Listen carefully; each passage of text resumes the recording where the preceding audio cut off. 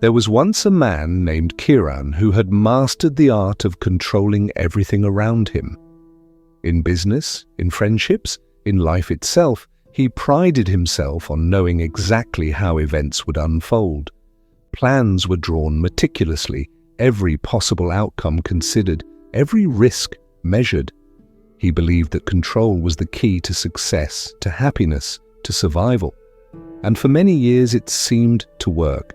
He climbed every ladder, earned every reward, and moved through life with a precision that others admired and feared. But there was a cost. Kiran's home, though immaculate, was silent.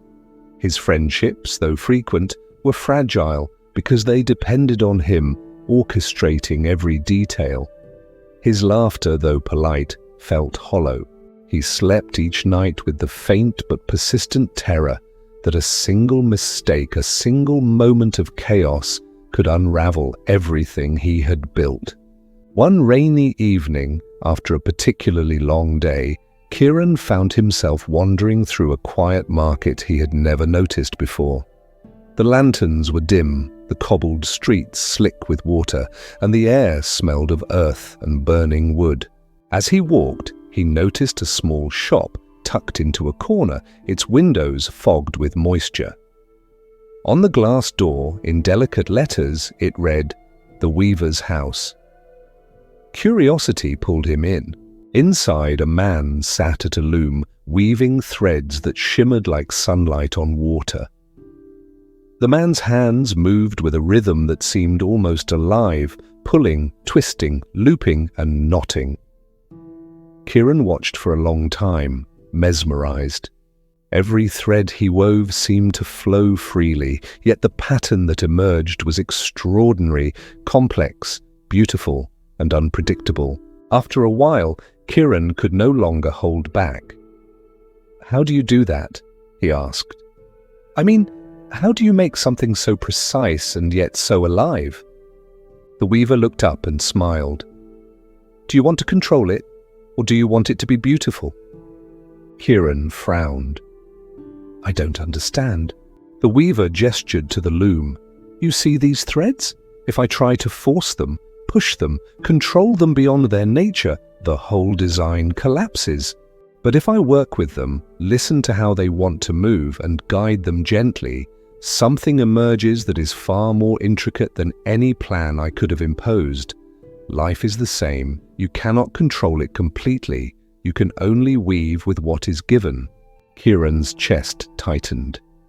He had always believed control was safety, that by orchestrating every detail he could prevent chaos. But now he saw another possibility, that by holding too tightly, he had trapped beauty, joy, and spontaneity out of his own life. "Then what should I do?" he asked quietly. The weaver leaned back and gestured at the half-finished tapestry. "Life will always surprise you. People will disappoint you. Plans will fail.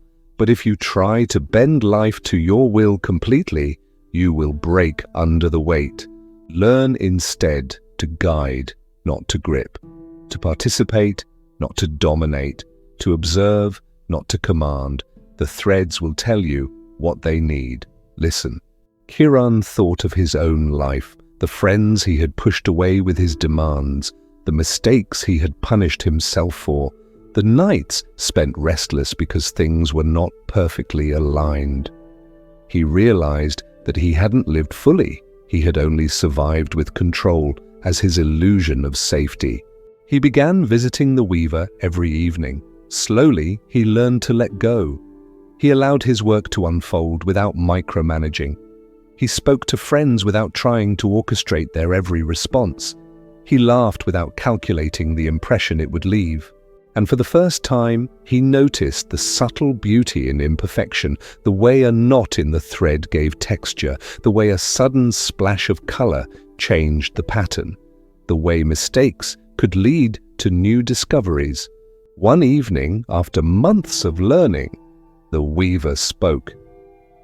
"You see, Kiran, the world is not a machine. It is a living tapestry, ever-changing and sometimes unpredictable.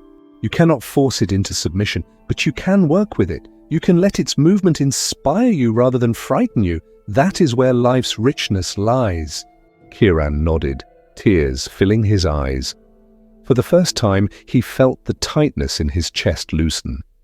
He understood that control had been a shield, but it was also a cage.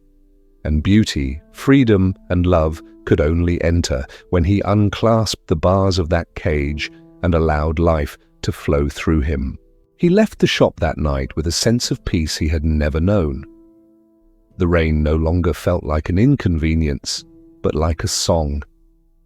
The streets no longer seemed chaotic, but alive with possibility.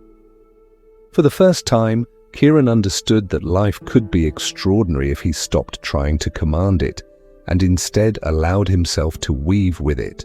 Listener, pause for a moment. How many areas of your life are you trying to control so tightly that you suffocate your own growth? How often do you fight against the natural flow of events, forgetting that life is not meant to be forced, but lived?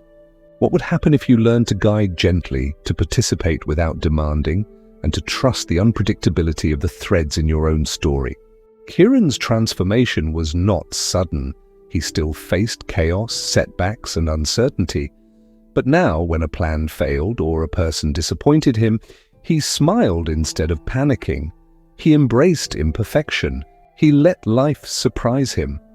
And slowly, he discovered that the threads he had once tried to bend had created a tapestry far richer than anything he could have designed alone. The lesson is simple but profound. Control is an illusion. The world cannot be forced, but if you participate, observe, and weave your life with awareness and humility, you will find beauty, freedom, and fulfillment beyond what any rigid plan could provide. And so the question I leave with you tonight is this: are you gripping life so tightly that it slips through your fingers? Or are you ready to weave with it, to trust its flow, and to discover the richness that emerges only when you release control?